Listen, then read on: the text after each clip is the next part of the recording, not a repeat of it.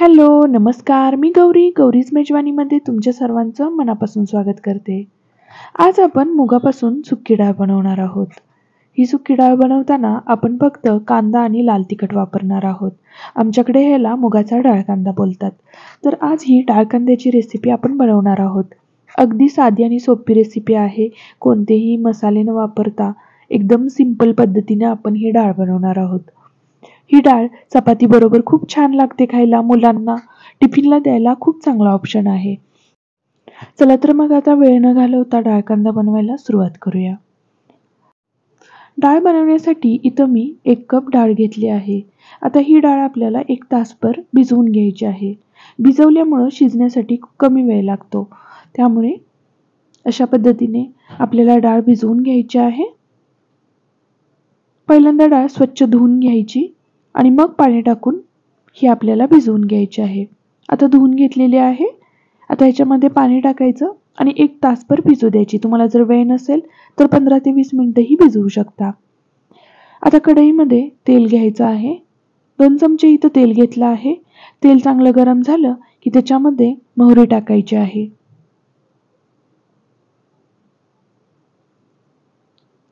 आता मी अर्धा चमचा जिरे टाकले आहेत. जिरे चांगले तडतडले की लगेच आपण कांदा टाकणार आहोत. इथं मी 2 कांदे चिरून घेतले होते. डाळ कांदा बनवताना थोडा कांद्याचं प्रमाण जास्त वापरायचं, म्हणजे ही डाळ खूप छान लागते. आता हा कांदा तेलात चांगला परतवून घ्यायचा आहे.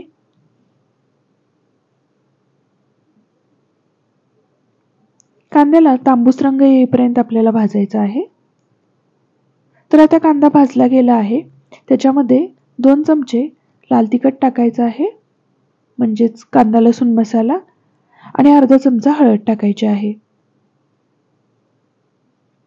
आता हे आपल्याला व्यवस्थित भाजून घ्यायचं आहे. हे व्यवस्थित भाजलं गेलं की त्याच्यामध्ये आपण जी भिजवून घेतलेली डाळ आहे ती टाकायची आहे. डाळ टाकल्यानंतर पुन्हा हे व्यवस्थित परतवून घ्यायचं आहे.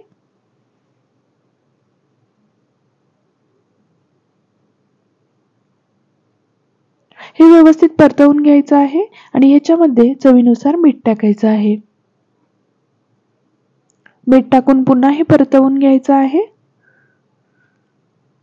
आणि ह्याच्यावरती झाकण ठेवून आपल्याला 5 ते 6 मिनिट शिजवून घ्यायचं आहे.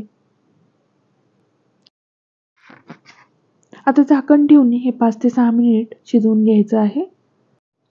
डाळ थोडी कच्ची आहे म्हणून ह्याच्यामध्ये मी अर्धी वाटी पाणी ओतलं आहे. आता पाणी ओतल्यानंतर वरून ही आपण बारीक चिरलेली कोथिंबीर टाकणार आहोत आणि झाकण ठेवून पुन्हा 5 ते 6 मिनिट शिजवणार आहोत.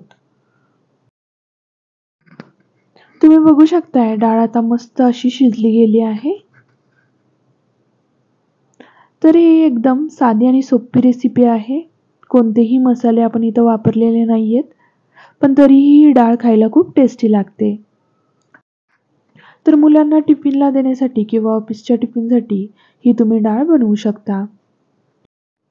तर असा डाळ कांदा तुम्ही कधी खाल्ला आहे का, हे मला कमेंटमध्ये सांगाल. तर आजची रेसिपी कशी वाटली हे कमेंट करून मला नक्की सांगा. व्हिडिओ आवडल्यास व्हिडिओला लाईक आणि आपल्या चॅनलवरती नवीन असाल तर प्लीज सबस्क्राईब करा, म्हणजे असेच नवनवीन व्हिडिओ मी तुमच्यासाठी घेऊन येईन. भेटूया पुढच्या व्हिडिओमध्ये अशीच एक छानशी रेसिपी घेऊन. तोपर्यंत बाय.